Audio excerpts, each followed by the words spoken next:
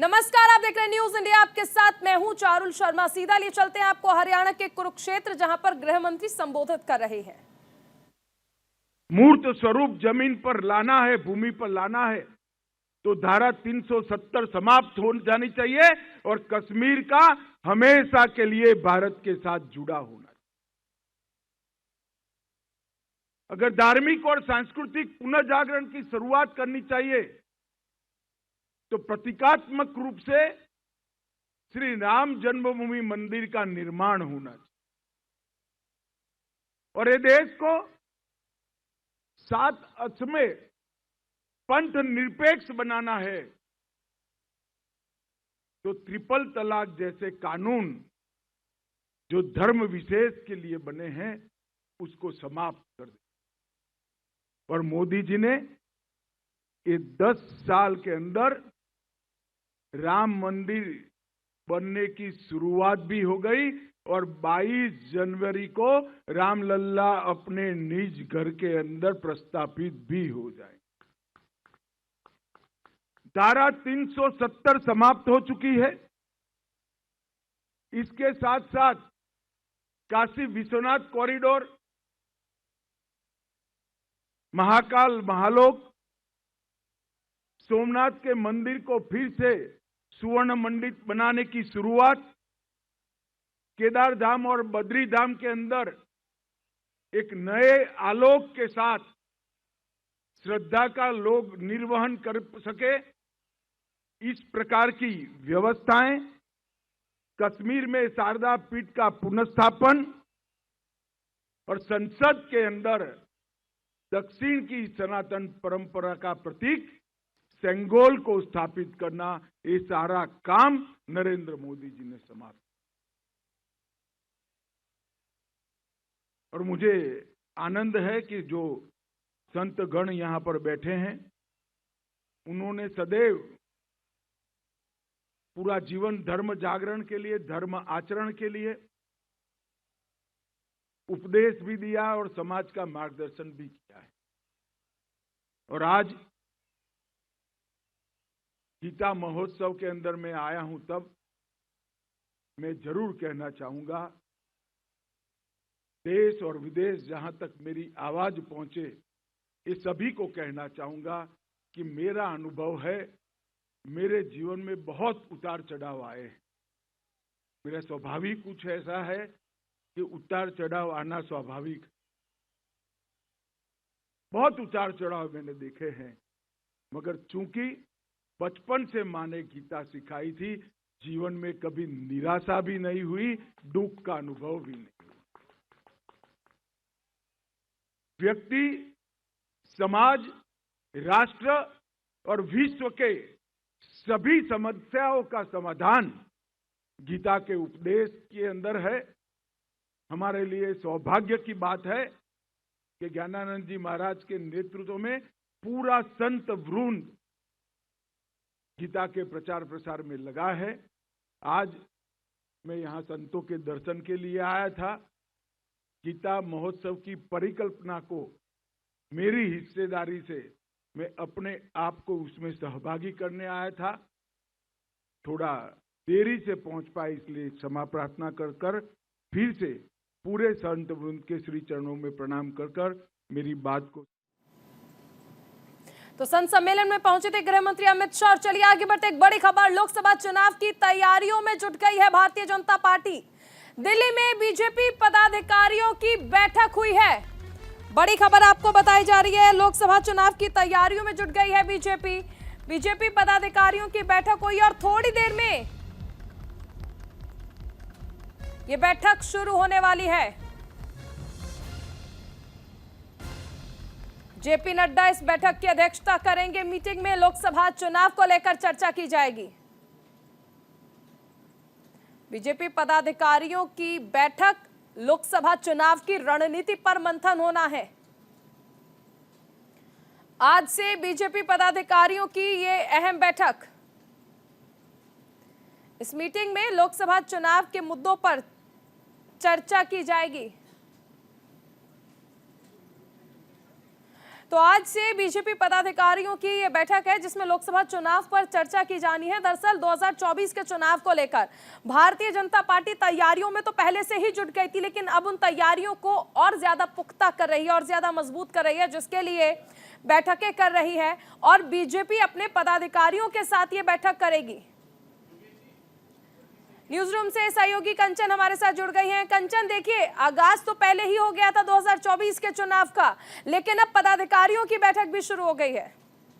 बिल्कुल, जिस तरीके से आपने देखा होगा कि 2023 के आखिरी महीने में जिस तरीके से 5 राज्यों के विधानसभा चुनावों में बीजेपी ने बम्पर जीत दर्ज कराई है 3 राज्यों में, राजस्थान, मध्य प्रदेश और छत्तीसगढ़ में, उस तरीके से ये लोकसभा को भी ले रहे हैं। उसकी पूरी तैयारी के लिए ये मैराथन बैठक बुलाई गई है। ये बैठक आज 3 बजे से दिल्ली में भाजपा का मुख्य कार्यालय पे शुरू होकर कल 4 बजे तक शाम तक चलेगी। इस बैठक में कई मुद्दों पे चर्चा होगी। इसमें कार्यकर्ताओं का मनोबल और बढ़ाया जाएगा कि लोकसभा चुनावों में ये बहुत ही अच्छे तरीके से निकल कर आए और भाजपा की सरकार बने। इस तरीके से इस बैठक में इस मैराथन बैठक में भाजपा के राष्ट्रीय पदाधिकारी, प्रदेश प्रभारी, सह प्रभारी, प्रदेश अध्यक्ष शामिल होंगे। यहाँ तक कि इसमें एक ये भी बात निकल कर आ रही है कि प्रधानमंत्री नरेंद्र मोदी भी इस बैठक में हिस्सा ले सकते हैं और गृह मंत्री अमित शाह का भी इस बैठक में हिस्सा लेना, ये शामिल होना हो सकता है। कितनी बैठकें प्रस्तावित हैं जिनके जरिए रणनीति बनाई जाएगी भारतीय जनता पार्टी की ओर से कि आखिर 2024 के चुनाव में विपक्ष को कैसे मात देनी है, क्योंकि विपक्ष एकजुट है। ये बैठक देखिए, ये बैठक आज से शुरू होगी और लगातार 2 दिनों तक चलेगी। इन बैठकों में यह समीक्षा की जाएगी कि जिस तरीके से हमने इन 3 राज्यों में बम्पर जीत अपनी पाई है, उसी तरीके से लोकसभा में ज़्यादा से ज़्यादा सीटें किस प्रकार से हमें मिल सकती है, उस पर ये पूरा मंथन किया जाएगा। कार्यकर्ताओं का, पदाधिकारियों का, इनसे पूरी समीक्षा बैठक की जाएगी और किस तरीके से आगे कार्य किया जा सकता है और किस कार्यकर्ताओं का मनोबल किस तरीके से बढ़ाया जाए, क्या रणनीति होगी, पूरा रोड मैप तैयार किया जाएगा। लोकसभा को चुनाव को जीतने की पूरी तैयारी इसके अंदर होगी और पदाधिकारियों से उनकी रिपोर्ट सब कुछ मांगी जाएगी। पूरी समीक्षा होगी कि किस राज्य में क्या है, किस तरीके से आगे हो सकता है, जिससे कि भाजपा को बम्पर जीत मिल सके 2024 के लोकसभा चुनावों में। कुल मिलाकर कहा जा सकता है कि रणनीति पर काम करना शुरू कर दिया। बहुत शुक्रिया कंचन इस तमाम जानकारी के लिए। चलिए आगे बढ़ते हैं। मुंबई के ठाणे से इस वक्त की बड़ी खबर, जहां पर गांव में ट्रिपल मर्डर हुआ है। ट्रिपल मर्डर से इलाके में सनसनी फैल गई है। आरोपी पति ने पत्नी और 2 बच्चों की हत्या कर दी है। घटना के बाद आरोपी मौके से फरार हो गया है और पुलिस तलाश में जुट गई है। मुंबई से सटे ठाणे में पुलिस स्टेशन के अंतर्गत सिद्धि विनायक निवास के गांव में आरोपी पति ने पत्नी और 2 बच्चों की हत्या कर दी और मौके से फरार हो गया। पुलिस ने आरोपी पति अमित बागड़ी के खिलाफ आईपीसी की धारा 302 के तहत मामला दर्ज कर लिया है और जांच में जुट गई है।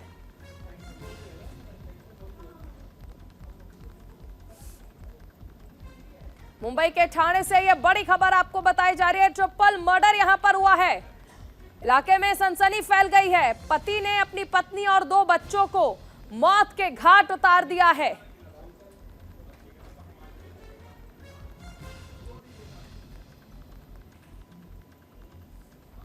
आरोपी पति मौके से फरार हो गया है। आगे बढ़ते हैं। एक और बड़ी खबर, पुंछ आतंकी हमले की एनआईए जांच शुरू हो गई है। राजौरी में घटनास्थल पर पहुंची है एनआईए की टीम ने कुछ संदिग्धों को हिरासत में लिया है। आतंकियों ने दरअसल सेना की गाड़ी पर हमला किया था, जिसमें 5 जवान शहीद हो गए थे। सुरक्षा बलों ने इलाके में सर्च ऑपरेशन चलाया है और हेलीकॉप्टर से निगरानी की जा रही है। इस वक्त की बड़ी खबर, इस पूरे टेरर अटैक का राज अब खुलेगा, क्योंकि एनआईए की टीम मौके पर पहुंच चुकी है। मामले की जांच की जा रही है। हमला जिस तरह से किया गया था आतंकियों द्वारा, सेना की गाड़ी पर जो हमला किया गया, जिसमें देश ने 5 जाबाज खो दिए हैं, अब इसकी जांच की जा रही है। आतंकियों ने अपने नापाक मंसूबों को जिस तरह से अंजाम तक पहुंचाया, ऐसे में सेना इलाके में सर्च ऑपरेशन चला रही है, हेलीकॉप्टर से निगरानी की जा रही है।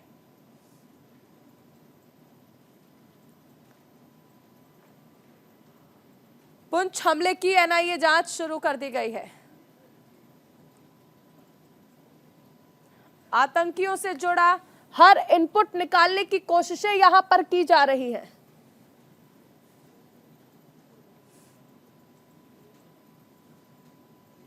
पुंछ हमले की एनआईए जांच शुरू हो गई है। इस टेरर अटैक का पूरा राज अब खुलेगा।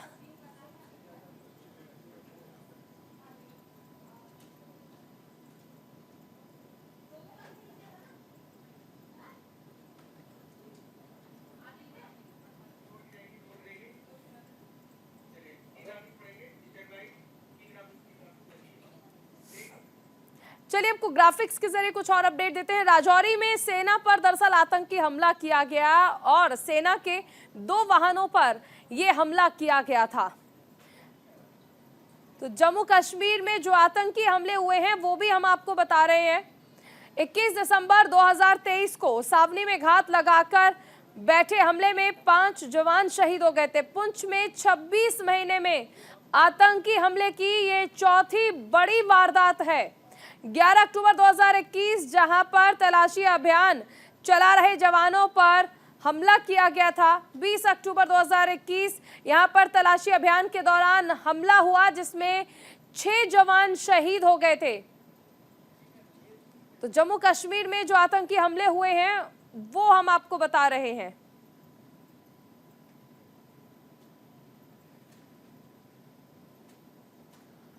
एनआईए की टीम मौके पर पहुंच गई है। जांच की जा रही है इस हमले की।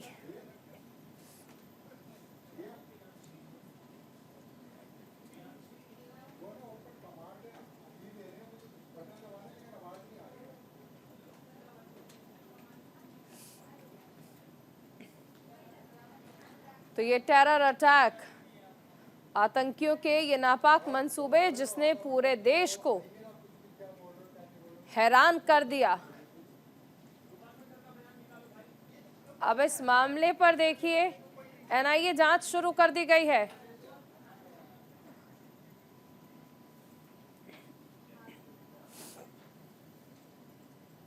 उधर सांसदों के सस्पेंशन पर विपक्ष का हल्ला बोल आज भी देखने को मिला। जंतर मंतर पर आईएनडीआईए ने प्रदर्शन किया। सांसदों को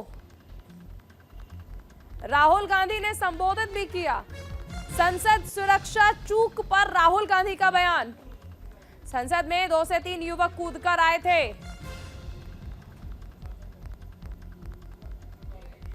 गठबंधन के सहयोगी दल के नेता भी इसमें शामिल रहे। संसद में 2 से 3 युवक कूदकर आ गए थे। राहुल गांधी ने कहा कि जनता की आवाज है ये सांसद, और बीजेपी के तो सभी सांसद भाग गए थे। ये लड़ाई मोहब्बत और नफरत के बीच है। देश में बेरोजगारी सबसे बड़ा मुद्दा है। कांग्रेस सांसद राहुल गांधी ने कहा कि कुछ दिन पहले संसद भवन में 2 से 3 युवक कूदकर पहुंच गए। कूदते हुए हम सभी ने देखा था। वो अंदर आए, उन्होंने थोड़ा धुआं फैलाया, बीजेपी के सभी सांसद भाग गए। जो अपने आप को देशभक्त कहते हैं उनकी हवा निकल गई। वो अंदर कैसे आए? संसद के अंदर वो गैस छोड़ने वाला पदार्थ कैसे लाए? उन्होंने ये विरोध क्यों किया? उनका कारण क्या था? बेरोजगारी। इस देश का युवा आज रोजगार नहीं पा सकता है।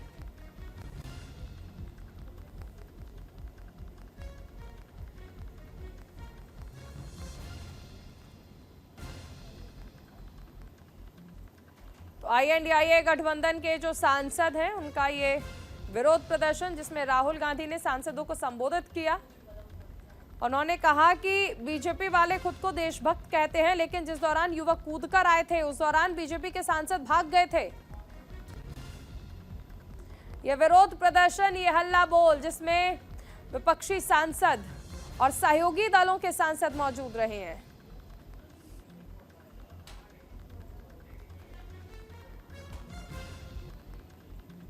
जंतर मंतर का ये मंच जहां पर विपक्षी आवाज एकजुट हुई।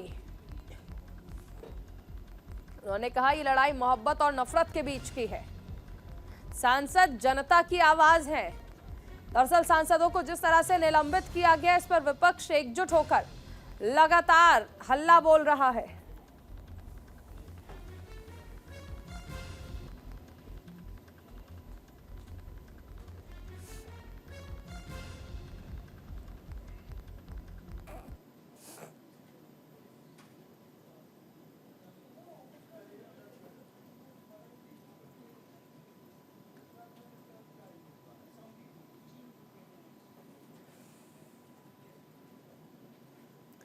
शीतकालीन सत्र के दौरान जिस तरह से विपक्षी सांसद पहुंचे, ये मुद्दा लगातार उठाया गया कि आखिर उन्हें निलंबित क्यों किया गया, और इस निलंबन के विरोध में लगातार विपक्षी सांसदों ने हंगामा किया।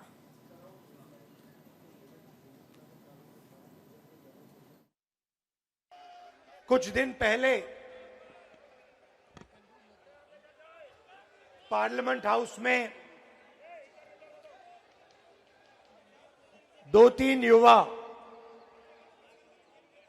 जंप करके अंदर आ गए। जंप करते हुए हम सब ने देखा। अंदर आए, थोड़ा धुआं फैलाया, बीजेपी के सांसद सब भग लिए। जो अपने आप को देशभक्त कहते हैं, हवा निकल गई उनकी। सिक्योरिटी ब्रीच का सवाल तो है, मगर दूसरा सवाल भी है, उन्होंने ये प्रोटेस्ट क्यों करी, उसका कारण क्या था? बेरोजगारी। देश में भयंकर बेरोजगारी। इस देश का युवा आज रोजगार नहीं पा सकता है। जो मोदी जी, शाह, इन्होंने डेमोक्रेसी को खत्म करने का एक बीड़ा उठाया है, देश के संविधान को खत्म करने का इन्होंने बेड़ा उठाया है। दलितों को, मजदूरों को, किसानों को, महिलाओं को कुचलने का काम इन्होंने किया है और अभी भी कर रहे हैं।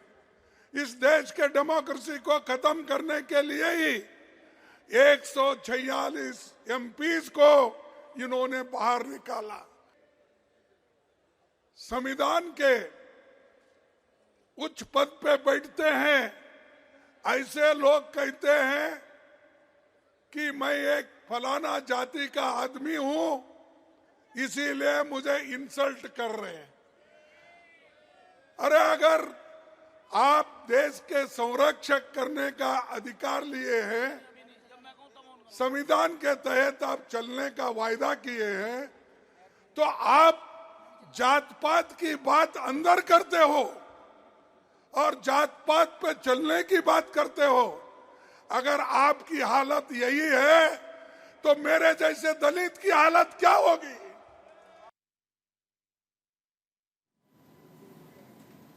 तो देखिए, विपक्ष का हल्ला बोल लगातार जारी है। संसद सुरक्षा चूक पर राहुल गांधी ने बयान दिया। उन्होंने कहा कि बीजेपी के सांसद तो भाग गए थे, वहीं सांसदों के निलंबन पर भी राहुल गांधी अपना बयान देते नजर आए। ये विपक्षी प्रदर्शन जिसमें सहयोगी दल भी शामिल हुए, उन्होंने कहा ये लड़ाई मोहब्बत और नफरत के बीच की है।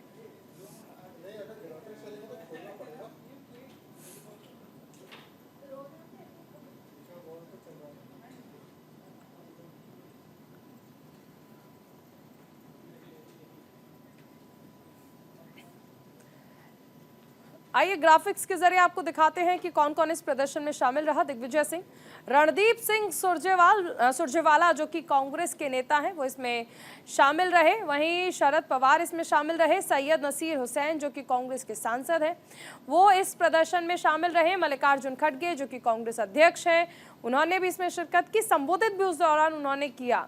वहीं शरद पवार जो कि एनसीपी प्रमुख हैं, वो भी इस प्रदर्शन का हिस्सा रहे हैं। वहीं राहुल गांधी जो कि कांग्रेस के नेता हैं, सांसद हैं, पूर्व अध्यक्ष भी हैं, उन्होंने संबोधित भी किया और बीजेपी पर तमाम आरोप लगाए थे। दिग्विजय सिंह इसमें शामिल हुए हैं।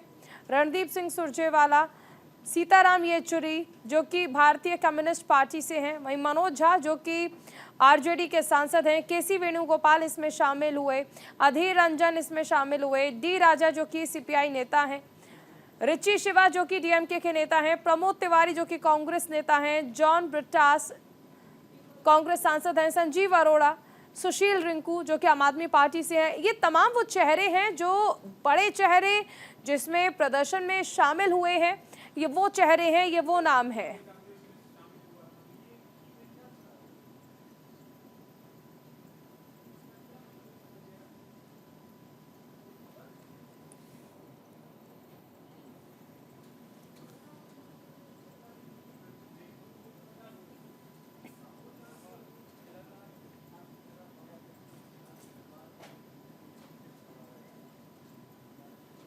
चलिए एक बड़ी खबर संसद सुरक्षा उल्लंघन के मामले से जुड़ी हुई आ रही है। 5 जनवरी तक बढ़ी है ललित झा की हिरासत। दिल्ली हाई कोर्ट ने ललित झा की हिरासत बढ़ा दी है।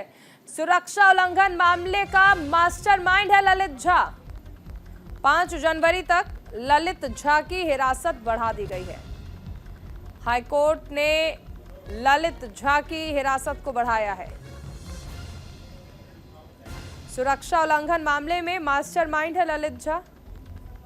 संसद सुरक्षा उल्लंघन का मामला।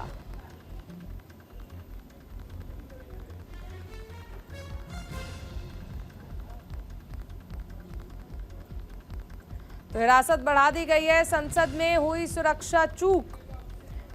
13 दिसंबर का मामला। तो 13 दिसंबर का ये मामला जिस पर लगातार विपक्ष आज तक सरकार पर हमलावर है और जवाब मांग रहा है कि आखिर संसद में इतनी बड़ी लापरवाही हो कैसी गई, और इसी क्रम में लगातार विपक्षी सांसदों का विरोध प्रदर्शन भी जारी है। चलिए खबरों का सिलसिला जारी रहेगा। रुकेंगे एक बहुत छोटे से ब्रेक के लिए। आप बने रहिए न्यूज़ इंडिया के साथ।